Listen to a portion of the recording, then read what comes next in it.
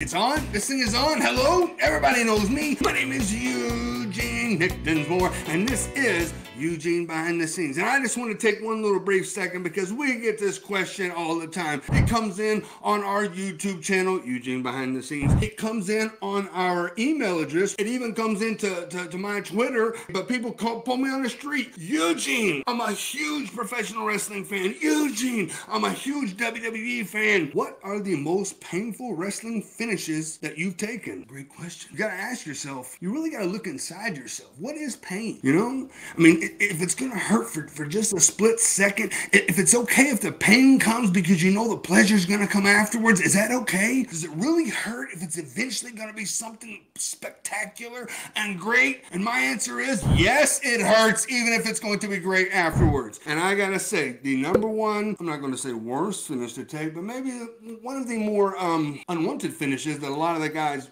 backstage with unwanted finishes that they didn't want to take, or finishes they didn't want to take. You guys know what I mean. The shit that hurt, right? So I love the Great Khali. He's a very nice guy. But when he used to do that double throat pick up and then splatter your ass on the mat, everybody hated that. That hurt like hell. Khali, it was just an odd mechanics. If you take like choke slam, you can kick your legs out and land flat. This thing, you were pressed against his body, and when he pushed, you landed like that, like a tree falling. We want to land like this. We don't want to land like that, ideally. And then coming from 7 feet 5 in the air, boom, he splats you down. And a lot of times, if my head is right here, I would hit like this. So I'd hit on my upper neck and my shoulders, and I would see spots, which I later found out is probably concussion, and my hands would go numb. And that's what I really hated. I knew that was really bad. Most of that, I mean, it's happened a couple times, taking some bumps that your hands will go numb, but every time on that finish, spots, head ringing, hands numb. Everybody. Nobody wanted to take it. And I remember I asked the agents one time, why can't Khali's got these huge hands? Why can't we just do like that head crushing? Wrestling's gonna be on that. You know, he wouldn't do that. But yet when Khali ran through all the underneath guys and started wrestling the top guys, what did he start using for a finish? Somebody better get some help. A helpless look. Batista. The Great Khali, the biggest man in India. You know, I know just a little bit of Hindi, right? I used to be able to say, TK, main Doctor Who, samjha? Irregardless, Great Khali's finish was horrible to take, but I do like the Great Khali. Very super nice to me. Another finish that I didn't necessarily have, well, it wasn't a finish, it was a move. Let's broaden finishes to, you know, other moves. And that was Umaga, another phenomenal talent. I didn't wrestle with all the Samoans, but phenomenal talent, and I think probably could be one of the best Samoan wrestlers. Light on his feet. I remember I was so scared to wrestle Umaga because I thought he was going to hurt me, and everything was like he was just a beautiful worker. You know, if I'm scared, I want to be tentative. If I trust you, I can give you my face and let you kick it, and the people go banana. So Umaga's move, he would start in one corner, and the guy would be sitting in another corner, and he would run and hit his hip and his butt right in the guy's face. Yep. At least, oh my God, look at this! Oh, the full head of steam! And Eugene's head. And I took that. Good move. Crowd reacts well. Bang, bang. And I remember one day in the locker room, after I'd wrestled Umaga a couple times, Ric Flair pulls me aside, and Ric Flair had wrestled Umaga a couple times also. He goes, how do you take that move in the corner, that hip, that ass to the face? And I thought to myself for a quick second there, this is Ric Flair, 16-time world heavyweight champion. Woo! Asking me how to take a move. I mean, I literally fanboyed, like geeked out right there for just a quick second, tried to compose myself. I said, well, Rick, you know, I explained to him, I guess this is Eugene Behind the Scenes. So you gotta get your head below the second buckle, and you can put your face out there, and when he comes in, the second buckle will stand, and you can protect yourself. Where Rick was putting his head on the second buckle, so his big ass was hitting him right in the face every time.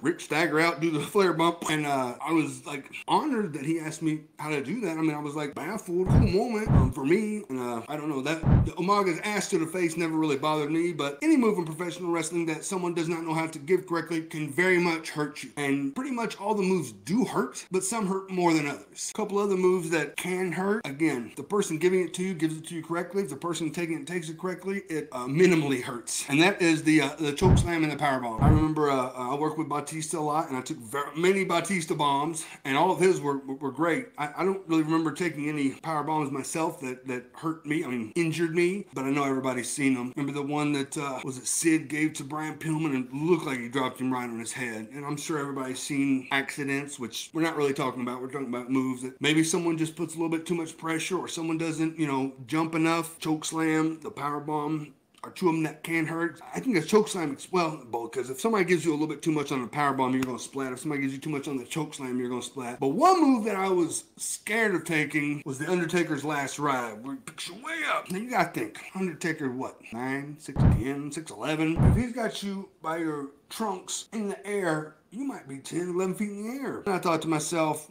early in my career, before I debuted as Eugene on Monday Night Raw, when I was just Mr. Wrestling Nick Dinsmore in Ohio Valley Wrestling, I'll never take an Undertaker move. I'm not going to be in a match with the Undertaker until WWE comes to a live event to Louisville at Freedom Hall. Undertaker's in the main event, and they want to send out just a couple guys for Undertaker to bump. So at the time, top heel in OVW, one of my little stooges was a guy by the name of Mark Magnus, who went on to become Muhammad Hassan. I think you know that name. So we run out at the Undertaker, and we're going to give him everything we got. And beforehand he says, okay, we'll do this, and then I'll give somebody the choke slam and somebody the last ride. And immediately said, I'll take the choke slam, sir, because I did not want to take that last ride. I took the choke slam, beautiful. Magnus took the Muhammad Hassan Magnus took the last ride, beautiful. He said it was fine with him, but that's one thing that I did not want to take. One other move I just thought of, because I just happened to see Cody Rhodes use it, and the first person I ever saw use it was Shane Hurricane, and that's that vertebraker move where they get you upside down on the back and drops you. You got nowhere to land but on your upper neck and your shoulders. And I guess if you're a skinny guy with not a lot of muscle mass, you might be able to take that. But when you get a little bit more muscular, I used to have one. It used to be there. When you get a little bit muscular, sometimes you're a little tighter, and those moves hurt. Those moves always hurt. Would not like to take a vertebraker unless it was from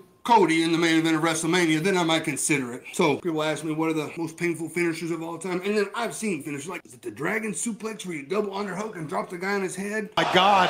Oh my, avalanche dragon suplex. I'm sure when I was a younger, more muscular, fitter baby face with more hair, I would probably say, yes, I'll take that move. But now that I'm a little more grizzled veteran, I'm picking between the finishers that I want to take. And the fact of the matter is, Eugene ain't gonna take no finishes. I ain't putting nobody over. I'm too close to Florida. Thanks everybody for watching Eugene Behind the Scenes. This was just a little taste of what finishers hurt the most. Let me know in the comments, what finishers do you think will really hurt? Until next time, hasta luego, back on Dios. If you haven't seen my previous episodes detailing the evolution of the Eugene character, please feel free to check them out here.